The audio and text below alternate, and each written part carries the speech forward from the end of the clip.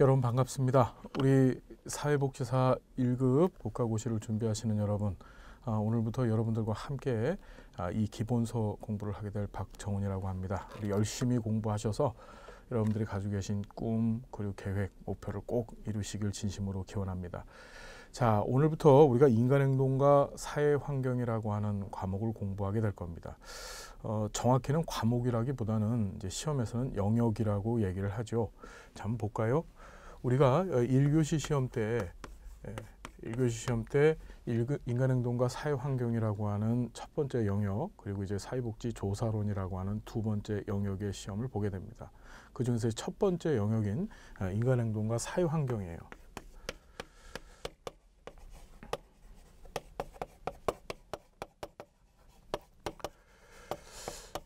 우리는 여기서 뭘 배우게 될까요? 인간행동과 사회환경, 무엇을 배울까?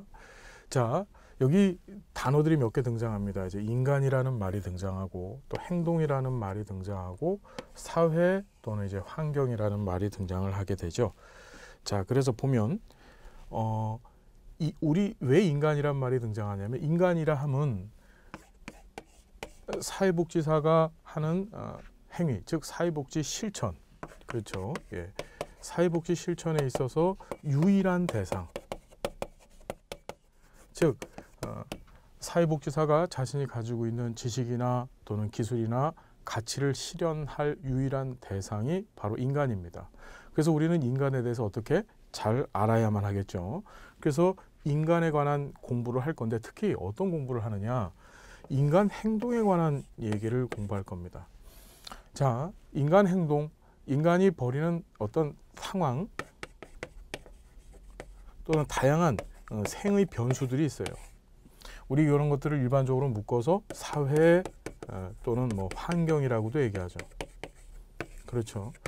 자, 한 인격체, 한 사람이 있었을 때 이 사람한테 외부로부터 어떤 환경이 또는 어떤 자극이 주어졌을 때 이 사람이 거기에 대해서 반응을 합니다. 그렇죠. 뭐 예를 들어 이런 거예요. 어떤 사람한테 꿀밤을 할 때 탁 때렸더니 아이고 아파 이렇게 얘기하는 사람도 있고, 꿀밤한테 때렸더니 아이 뭐 이거 싱겁네, 뭐 이 정도 가지고서 나를 아프게 할 수 있어? 이렇게 반응하는 사람들도 있겠죠. 자, 어떤 자극, 즉 환경적 요인에 의해서 발생하는 그 자극들은 사람마다 전부 다 어떻습니까? 전부 다 틀립니다. 그렇죠. 그걸 우리 일련에 뭐라고 얘기하냐면 행동이라고 얘기하는 거예요. 왜 사람들의 각각의 행동들은 저마다 틀릴 수밖에 없을까? 다를 수밖에 없을까? 여러분 어떤 얘기인지 이해되시나요? 또 반면에 어떤 면으로 보면은 그 사람들의 행동, 즉 어떤 자극에 반응하는 모습들이 공통적인 부분들도 있습니다. 예를 들어 이런 거죠. 아이가 엄마 뱃속에서 태어나자마자 맨 처음 뭐 합니까? 일반적으로 다 울죠. 그렇죠. 벙글벙글 웃으면서 태어나는 아이는 없을 거예요. 그렇죠. 예. 가만히 보면은 엄마 뱃속에서 태어나서부터 시작해서 우리가 아동이 되고, 그 다음에 청소년이 돼서 성년이 되고, 그리고 노인이 돼서 죽음에 이르기까지 사람마다 일정한 유형, 즉 정확한 어떤 패턴이 존재를 한다는 것도 여러분 인식하실 거예요. 그렇죠. 무슨 소리냐면은 인간의 행동은 첫 번째, 사람마다 다 다르다. 즉 다른 점. 예. 다르다라고 하는 그 이질적 특성이 있고, 그렇죠. 반면에 또 어떠냐면 가만히 보니까 사람마다 어떻게 그 행동이 비슷하다 또는 같다, 즉 공통점, 이렇게 두 가지로 인간의 행동을 나눠 볼 수가 있다는 것이죠.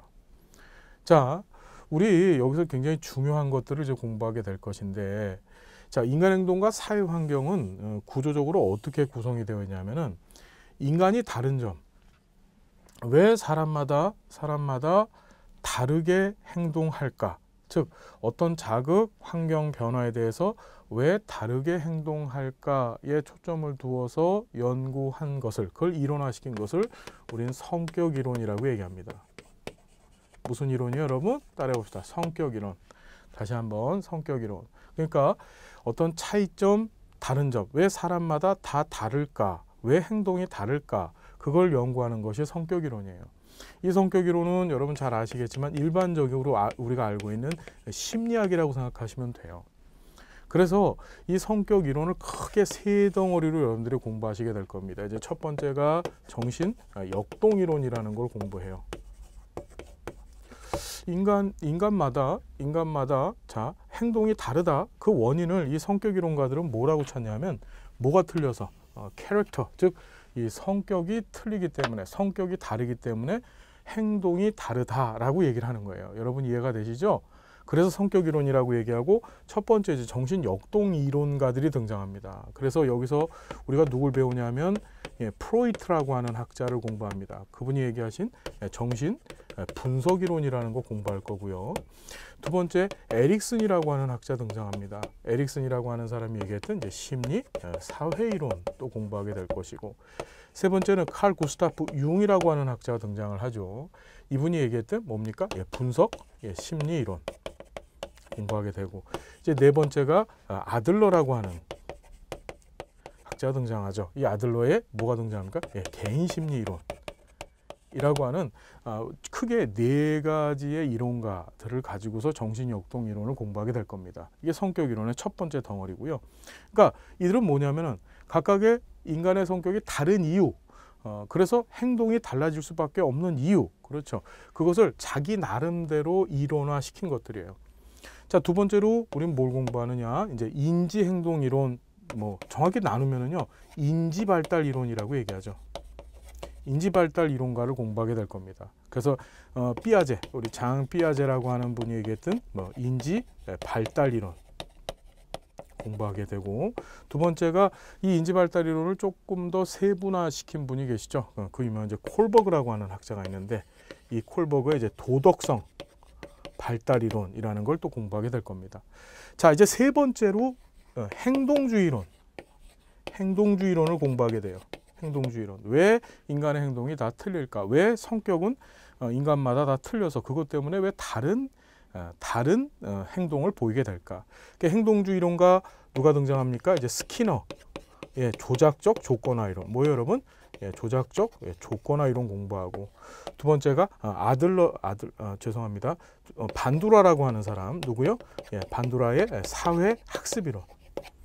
여러분 지금 공부하시는 거예요. 큰 틀만 잡는 겁니다. 막 정신없이 외우시고 그러실 필요 없이 이런 게 있구나 정도만 이해하시면 됩니다.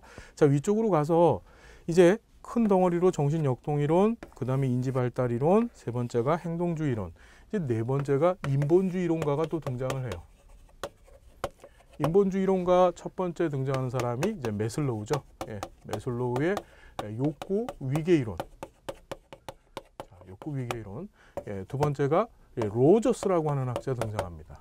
로저스의 인본주의 이론 가운데서 이제 현상학적 이론이라고 합니다. 자, 학자들이 많죠. 자, 성격 이론. 자, 정리해 봅시다. 성격 이론, 일반적으로 우리 얘기하는 심리학자들 생각하시면 되고, 인간의 성격을 설명하는 것이다. 그 성격이란 건 결국 뭔가요? 인간의 행동이 왜 어떤 자극마다 틀려질 수밖에 없는가, 다를 수밖에 없는가에다 초점을 둬서 연구한 게 바로 성격 이론이다. 그래서 학자들 크게 덩어리 3개다. 정신 역동 이론, 덩어리 4개. 정신 역동 이론, 인지 발달 이론, 행동주의 이론, 인본주의 이론. 이해되시죠?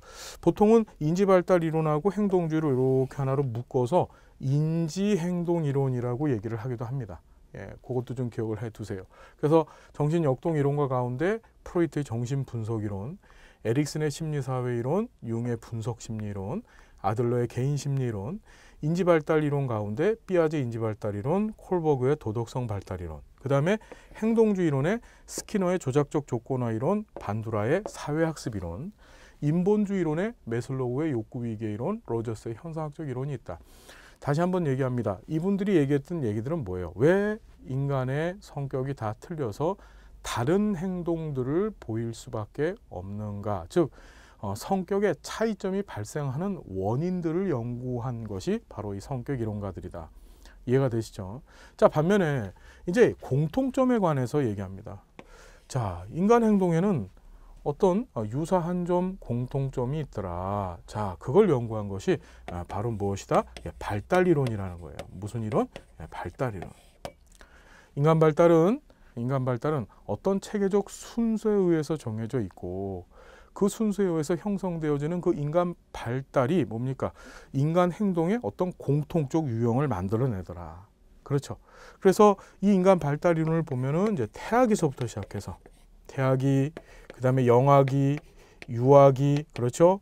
예, 그다음에 아동기, 청소년기, 성인 초기, 그다음에 성년기, 노년기, 그다음 마지막에 죽음에 이르기까지 이런 일련의 과정, 즉 프로세스를 가지고 설명을 하려고 합니다. 이해가 되시죠? 자, 가만히 보면 이 성격 이론과 발달 이론이라고 하는 이 큰 두 덩어리가 인간 행동과 사회 환경 전체의 3분의 2를 차지하고 있는 거예요. 이해가 되시나요? 자, 인간 행동과 사회 환경이라고 하는 이 과목 가운데 차지하고 있는 것이 뭐다? 성격 이론 한 덩어리, 발달 이론 한 덩어리다. 자, 기억해 두시고. 그러면 이 사회 환경이란 말은 또 뭐냐? 자, 보세요. 인간 행동을 형성시키고 만들어주는데 어떤 요인들이 있습니다. 요인들이 있어요. 그것을 우리는 일반적으로 크게 두 가지로 얘기하는데, 첫 번째가 유전, 뭡니까 여러분? 따라해 봅시다. 유전. 자, 두 번째가 환경이라고 얘기를 해요. 다시.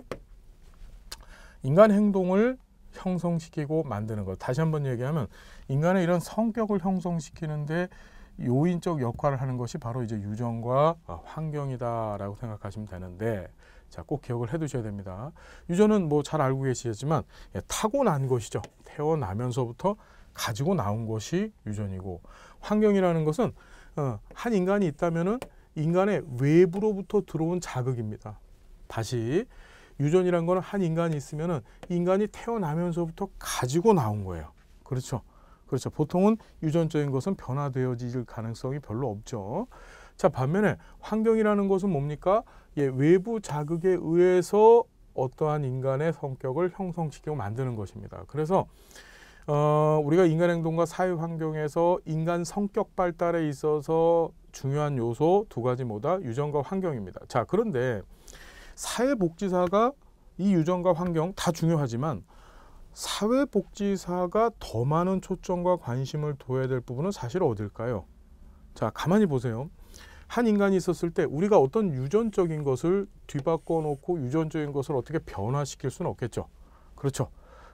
타고난 DNA나 RNA를 사회복지사가 들어가서 그걸 어떻게 조작해가지고 바꿔놓을 수는 없단 말이에요. 그럼 복지사가 할 일은 뭐냐면 결국 한 인간이 바람직하고 긍정적이면서도 기능적으로, 그렇죠? 그리고 올바르게 자기를 실현하면서 잘 살아갈 수 있도록 그의 뭐를 건드려 놓는 겁니까? 외부에서 그 환경, 그렇죠? 예, 환경에 개입하여서, 그렇죠? 그래서 그 한 인간으로 하여금 어떻게 지금 말씀드린 것 같이 기능적인 삶, 좋은 삶, 바람직한 삶, 행복한 삶을 살게 만드는 것이 바로 사회복지 실천과 즉 사회복지사의 중요한 역할이 되겠죠. 그래서 사실은 유전도 중요하지만 사회복지사 관심을 둬야 될 것은 바로 뭐다? 이 환경입니다. 환경이에요. 이 환경과 동일어가 바로 이제 사회라는 말을 쓰죠. 사회라는 말을 쓰는 거예요. 이해가 되시나요? 그래서 우린 뭘 공부한다? 어떻게 하면 사회복지사가 제대로 클라이언트, 그러니까 한 인간의 사회 환경에 적절하게 개입해서 이 인간을 보다 기능적으로 행복하게 만들어 줄 수 있을 것인가, 그걸 공부해야 되겠죠. 이 사회 환경에 대한 공부 방법이 바로 이제 체계 이론이라는 겁니다. 무슨 이론? 네, 체계 이론. 이제 사회 환경에 어떻게 개입할 것인가, 그것에 관한 계략적 설명, 계략적인 윤곽을 잡아주는 게 바로 이 체계론이에요. 여러분 잘 보십시오. 인간 행동과 사회 환경은 그래서 몇 덩어리로 돼 있다? 자, 머릿속에 꼭 담읍시다. 성격 이론 한 덩어리, 그 다음에 발달 이론 두 번째 덩어리, 세 번째가 뭐다? 이 체계 이론 한 덩어리에서 인간 행동과 사회 환경은 이렇게 정확히 세 덩어리로 구분되어져 있습니다. 다시 한번, 인간 행동과 사회 환경은 몇 덩어리? 세 덩어리. 성격 이론 한 덩어리, 발달 이론 한 덩어리, 체계 이론 한 덩어리. 여러분 이해가 되시나요? 자, 그래서 머릿속에 항상 공부를 하실 때, 인간 행동과 사회 환경을 공부하실 때 이 세 덩어리를 쫓아가면서 공부하시면 돼요. 이해가 되시죠? 아, 이게 나왔으니 다음은 이거겠구나 라고 추측을 하시고, 이게 어떤 이유로 성격 이론을 우리가 공부하는 것이고, 뭐예요? 차이점 공부하려고, 행동의 차이점. 어떤 이론으로 발달 이론 공부한다? 아, 공통점 공부하려고. 그렇죠? 체계 이론은 뭐 하려고? 환경 요인, 사회적 환경 요인에 대해서 우리가 공부하려고. 이렇게 해서 세 가지 큰 주제를 가지고 공부할 것이다. 여러분, 인간행동과 사회환경이라고 하는 이 과목은 앞으로 여러분들이 또 공부하시게 될 사회복지 실천론과 그 다음에 사회복지 실천 기술론, 이 두 과목, 다시 한번 사회복지 실천론, 사회복지 실천 기술론에 있어서 뼈대가 되는 과목입니다. 그래서 요 인간행동과 사회환경을 잘 공부해 놓으셔야만 실천론이나 실천 기술론 접근이 쉬워집니다. 여러분 무슨 말씀인지 아시겠죠? 그래서 이 인간행동과 사회환경이라고 하는 과목, 뭐 더 정확히 하면 영역이라 그랬죠. 영역이 사회복지 기초 과목 안에 포함이 되어지는 거예요. 그 부분 꼭 명심해 두시고 지금부터 열심히 공부를 해 봅시다. 자, 우리 교재의 첫 번째 챕터를 보니까 인간행동 발달과 사회복지다라고 되어져 있어요. 뭐 인간 발달에 대한 일반적인 얘기들을 담고 있는데 이 부분이 기출이 참 많이 됩니다. 굉장히 중요한 부분이라는 얘기죠. 자, 중요한 거 제가 중요합니다 라고 얘기하는 것들 위주로 해서 잘 정리를 해 두시면 시험에 거뜬하게 적응하실 수 있습니다. 좋은 점수 받을 수 있으니까 제 말씀을 잘 따라 주십시오. 자, 인간 발달의 개념 볼까요? 자, 인간 발달이란 전인적 측면의 변화, 전인적이라는 말이 뭔가요? 인간 전체적인 변화를 얘기하는 것이죠. 그러니까 발달이라고 하면은, 자, 보통 인간 발달을 얘기할 때 발달의 영역을 인간의 신체, 뭐예요 여러분? 몸뚱이, 신체의 변화, 그렇죠. 그 다음에 인지, 뭐 이걸 또 다른 말로 이제 심리라고도 얘기하죠. 심리적 변화. 그 다음에 사회 환경적 변화, 뭐 이렇게 나누는 경우가 많습니다. 그렇죠. 그러니까 몸이 변화되고, 그 다음에 심리적으로 내 안에 있는 인지 구조나 또는 생각, 틀, 성격 이런 것들이 변화되고, 그 다음에 한 인간이 있으면 그 인간 바깥에 있는 환경들이 변화가 됩니다. 그렇죠. 이런 요소들 전부 다 어떻게 한다? 예, 인간 발달로 취급하더라. 이해되시죠, 여러분? 예, 그걸 이제 전인적이라고 얘기하는 거예요. 즉, 자, 밑줄 긋습니다. 출생에서 어디까지? 예, 사망에 이르기까지. 자, 발달이라고 하는 개념 안에는 어떤 의미가 들어가 있다? 태어나면서부터 죽을 때까지의 전 과정을 발달로 보더라. 자, 그래서 이걸 전생애라고 표현을 했고, 질서 정연하고 연속적으로 일어나는 변화와 양상이다. 단순히 신체 기능과 구조의 성장, 발달만 의미하는 것이 아니다. 앞에서 뭐라 그랬죠? 전인적 측면에서의 변화라고 얘기했기 때문에 이런 신체적인 것뿐만 아니라 이런 심리나 또는 사회 환경적인 변화도 다 발달로 보는 것이다. 자, 그리고 상승적 변화와 하강적 변화, 밑줄 쫙 긋습니다. 굉장히 중요한 개념이죠. 상승적 변화와 하강적 변화. 우리가 생각할 때 발달이라고 하면은 왠지 뭔가 좋아지는 것만 생각하잖아요. 뭐 경제가 발달했다 그러면은 경제가 점점 좋아져서 소득이 많아지는 것만 생각하시는데, 우리가 인간행동과 사회환경에서 다루고 있는 이 발달 개념은 이런 좋아지는 것뿐만 아니라 우리가 보기에, 객관적으로 보기에 나빠지는 것도 어떻게 발달로 본다. 무슨 소리냐? 자, 어린아이가 태어나서부터 시작해서 점점점 키가 크고 몸무게가 늘어나고, 그렇죠, 힘이 세워집니다. 그러다가 이 중년이 되면서부터 어떻게 됩니까? 이제 머리가 쇠해지고 나이가 많아지면서 몸의 신체적 기능들이 떨어지고 면역 능력도 떨어지죠. 그렇죠. 여러분 이해되시죠? 그러면서 어떤 활동, 신체적 기능, 그 다음에 이런 심리적 기능, 그 다음에 사회환경적 기능들이 다 저하가 돼요. 이해되시나요, 여러분? 자, 이때 점점 이 좋아지는 이 구간을 우리는 뭐라고 한다? 이걸 상승적 발달이라고 얘기하고, 반면에 나빠집니다. 이렇게 시간이 갈수록 보통 이제 중년을 기점으로 하죠. 이 중년 때서부터 점점 나빠지는 것을 이제 이걸 하강적 발달이라고 하는 거예요. 지금 얘기 들은 것처럼 이것도 전부 뭐다? 발달이다. 자, 꼭 기억합시다. 상승적, 그 다음에 하강적 둘 다 발달로 본다. 그러니까 나빠지는 것도 뭐다? 발달이다. 자, 그래서 여기 보니까 상승적 변화, 하강적 변화 나와 있죠. 출생 후부터 청년기 혹은 성인 초기까지 신체 크기가 커지고 기능도 원활해지고 심적 기능 구조가 더 좋아지는 거. 하강적은 뭡니까? 상승의 반대다. 성인 초기, 보통 이제 중년기쯤을 보죠. 점차 신체적 기능이 약해지고 심적 기능 위축돼가는 이런 거를 이제 하강적 변화 또는 하강적 발달이라고 얘기하더라. 그래서 꼭 기억하셔야 될 거는 이런 상승적인 거, 그 다음에 하강적인 것도 전부 발달로 보더라. 그러면 우리가 인간 발달의 개념을 한마디로 정리를 하면 뭐예요?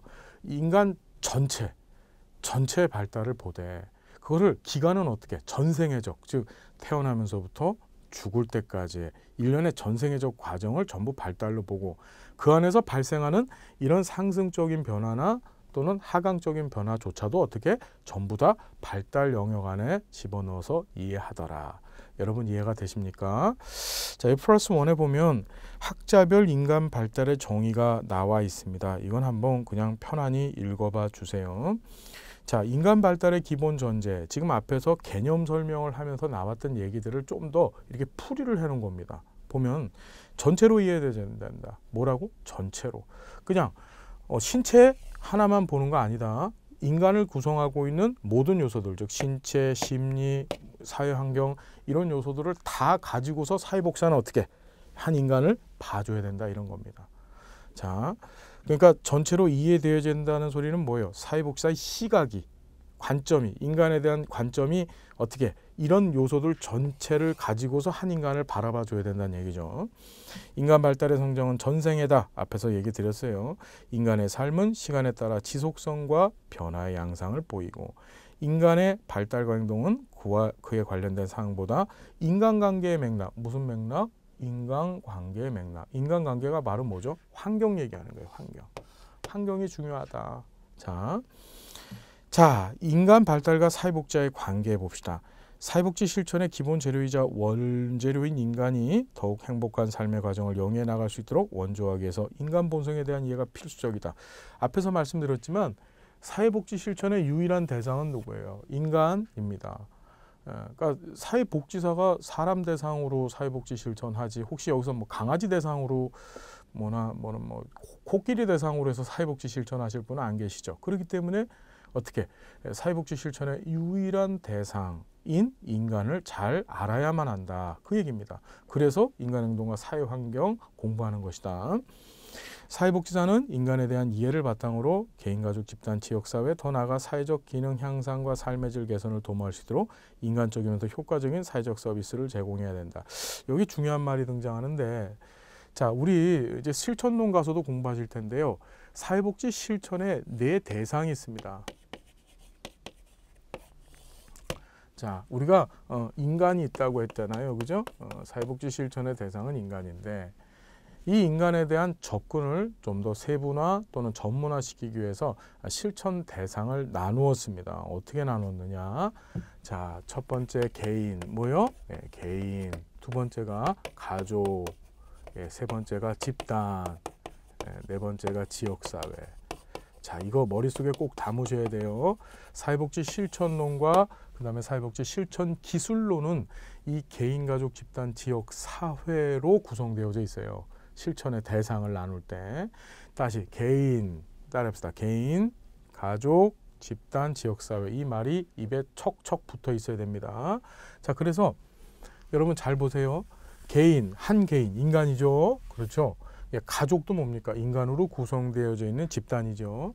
자, 그러니까 집단이란 건 뭡니까? 이거는 어떤 공통의 목적을 갖고 있는 사람들의 모임이 집단이죠. 지역사회는 뭡니까? 이런 집단들이 모여서 뭘 만드나요? 하나의 지역사회를 구성합니다. 전부 다 무엇인가요? 세부적으로 본다면 그 안에 전부 인간들이 만들어 놓은 것이죠. 그렇죠, 여러분? 자, 그래서 개인을 대상으로 한 이 사회복지 실천을 우리는 뭐라고 하냐면 이걸 개별 사회사업. 뭐요? 따라합시다. 개별 사회사업. 개인을 대상으로 한 사회복지 실천을 뭐라고 하더라? 개별 사회사업. 그래서 영어로는 뭐라고 하죠? 이제 케이스워크라고 하죠. 네, 케이스워크라고 합니다. 케이스워크. 가장 대표적인 개별 사회사업 행위가 뭔가요? 뭐 상담 같은 것들 예를 들 수 있겠죠. 예, 맨투맨 상담해 줍니다. 그 개별 사회사업입니다. 그렇죠. 자, 가족을 대상으로 한 사회사업이 있습니다. 우리가 사회복지 실천 기술론에서는 이걸 이제 가족 치료라고 공부해요. 예, 패밀리 테라피 해서 가족 치료를 공부하게 될 겁니다. 자, 집단을 대상으로 한 사회사업을 우리는 뭐라고 하냐? 집단 사회사업. 예, 집단 사회사업이라고 합니다. 영어로는 뭐라고 하죠? 예, 그룹 워크라고 하죠. 예, 그룹 워크라고 합니다. 예, 집단을 대상으로 해서 사회사업을 합니다. 한 개인을 대상으로 사회사업을 했었을 보다, 사회복지 실천을 했었을 때보다 여러 사람을 모아놓고 사회복지 실천할 때 더 큰 시너지가 발생할 수 있어요. 그렇죠. 예를 들어 이런 겁니다. 우리가 무슨 레크레이션, 그러니까 어떤 우울증을 경험하고 있는 사람들을 대상으로 해서 치료 레크레이션을 사회복지사가 행한다 했었을 때 한 사람 놓고서 그 앞에서 치료 레크레이션 하고 있으면 뭡니까? 예, 그건 좀 무당이 굿하는 거겠죠. 굿하는 모습밖에 안 되겠죠. 그죠? 이럴 때는 어떻게 됩니까? 많은 사람들을 모아놓고 그 안에서 어떻게 치료 레크레이션 행위를 했었을 때 더 많은 시너지가 발생하겠죠. 뭐 일종의 그걸 이제 집단 역동성이라고 얘기를 하는데 그런 집단이 가지고 있는 이점을 가지고 어떻게 일부러 집단을 구성해서 의도적으로 집단을 구성해서 사회복지 실천을 할 때 그걸 우리가 집단 사회사업이라고 얘기하는 거예요. 자, 지역사회를 대상으로 한 사회사업은 뭘까요? 이게 지역사회 사회사업이라고 얘기할까요? 그렇지 않고 이거는 지역사회 조직화 사업이라고 얘기합니다. 무슨 사업? 지역사회 조직화 사업이라고 얘기를 해요. 그래서 영어로 뭐라고 하죠? Local Community, 우리가 지역사회 커뮤니티라고 하죠. 커뮤니티 오거나이제이션이라는 말을 씁니다. 오거나이제이션, 조직화라는 뜻이죠. Local Community Organization 해서 지역사회는 왜 조직화를 시키느냐? 지역사회를 구성하고 있는 사람들을 우리 뭐라고 얘기해요? 주민이라고 얘기합니다. 주민. 지역사회에 사는 사람들을 주민이라고 얘기해요. 그렇죠. 그 주민들이 스스로 자기 문제를 알고 스스로 자기 문제를 해결할 수 있도록 그들을 어떻게 하나로 뭉쳐주기만 하면 사회복지 실천이 된다는 거예요. 이해되시죠? 우리가 지금 사회복지 실천의 4가지 영역, 그 다음에 4가지 대상에 대해서 알아봤는데 전부 다 뭐다? 인간이다. 그 구성의 원점은 전부 인간이다. 자, 그래서 우리 교재에서도 인간에 대한 이해를 바탕으로, 즉 인간 이해를 바탕으로 그 인간이 구성하고 있는 개인, 가족, 집단, 지역사회 이런 것들을 어떻게 더 향상시켜서 인간적이면서 효과적인 사회 서비스를 제공한다는 얘기고 3번 보시니까 인간과 환경을 분리된 실체가 아니라 하나의 통합된 총체로 이해하는 밑줄 긋니다. 환경 속의 인간관. 뭐라고요? 환경 속의 인간. 굉장히 중요한 용어입니다. 환경 속의 인간, 환경 안에 속해져 있는 인간, 환경에 영향을 주고 또 거꾸로 환경에 영향을 받기도 하는 그런 인간. 자, 즉 인간과 환경 사이에 일어나는 무슨 작용? 상호작용 영역에 초점을 두고 양자 간의 상호교환을 통해 어떤 일이 진행되고 있는가에 관심에 초점을 둔다. 인간 발달에 대한 이해를 통해 사회복지사는 전문적인 사정과 개입을 할 수 있다. 자, 여기 이제 사정이란 말이 나와요. 요거 지울게요. 예. 사정이 뭐죠? 예, 뭐 좀 해주세요. 이런 게 사정인가요? 예, 사정한다 그러죠. 자, 인간 행동과 사회 환경이 사회복지 실천론과 매우 밀접한 관련을 갖고 있기 때문에 사회복지 실천론에서 다루는 용어들이 자꾸 등장을 합니다. 우리가 사회복지 실천의 일련의 과정이 있어요. 지금 이 강의 들으시는 분들 중에서는 현장에 계시는 분들도 계실 텐데 제대로 된 과정, 그러니까 실천을 막 하는 것이 아니라 어떤 규정화되어져 있는 과정대로 실천 행위를 하는 것이 사실은 바람직하죠. 맨 처음에 뭐 합니까? 예, 접수하죠. 우리가 인테이크라고 하잖아요. 그죠? 예, 접수를 합니다. 접수가 끝나면은 뭐 하죠? 이제 자료를 수집해요. 예, 클라이언트가 갖고 있는 자료를 싹 수집합니다. 그걸 놓고서 뭐 하죠? 이제 사정이라는 걸 하는 거예요. 사정, 어세스먼트라고 하죠. 사정. 자, 사정이라고 하는 행위는 뭐냐면 사회복지 실천의 사정이라고 하는 행위는 뭐냐면 한 인간, 뭐 실천론에서는 주로 이제 클라이언트라고 하는 표현을 쓰죠. 한 인간이 가지고 있는 문제 또는 욕구가 도대체 뭘까? 이 사람이 가지고 있는 문제나 욕구가 뭘까? 그걸 알아보는 과정이 바로 사정입니다. 이해가 되시죠? 사정된 걸 가지고서 문제 욕구가 이거구나 라는 걸 가지고서 뭐 하죠? 서비스 제공에 대한 계획을 세우죠. 이런 이런 서비스를 제공하면 이 사람의 문제가 해결되겠구나 라고 하는 계획을 세우고 그 계획하에 뭐합니까? 실제적으로 그 서비스를 제공해요. 그걸 개입이라고 하는 거예요. 이해되시죠? 개입하고 이제 뭐합니까? 개입된 상태에서 이제 평가하고 뭐 종결을 하죠. 종결을 하고 평가를 하든, 그러니까 종결하고 평가를 하죠. 종결하고 평가.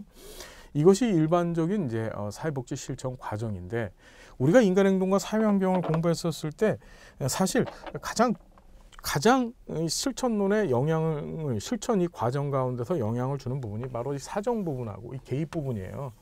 뭐냐면은 사정은 이 사람이 이런 문제를 갖고 있을 것이다. 예를 들은 거죠. 태아기가 있으면은 태아기에 대해서 사회복지사가 잘 알고 있어요. 태아기 때. 태아는 이런 욕구가 있고 이런 문제를 가질 수 있고 이런 게 바람직한 태아상이야. 또는 뭐 아동도 마찬가지입니다. 이런 게 가장 바람직한 아동상이야. 그렇죠. 아동으로서의 모습이야. 그런데 이런 부분들이 부족해.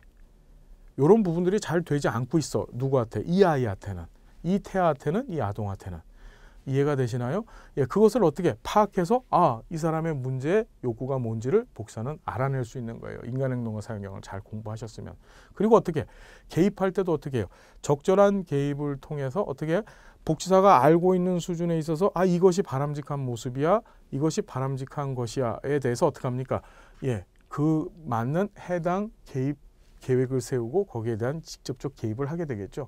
그래서 인간행동과 사회환경을 공부하셨을 때 정말 많은 영역에 영향을 줄 수 있겠지만 그 중에서도 실천 과정 중에서는 이 사정과 개입을 효율적으로 또 능률적으로 행하는데 인간행동과 사회환경이 좋은 역할을 한다는 정도 여러분 기억해 두시기 바랍니다.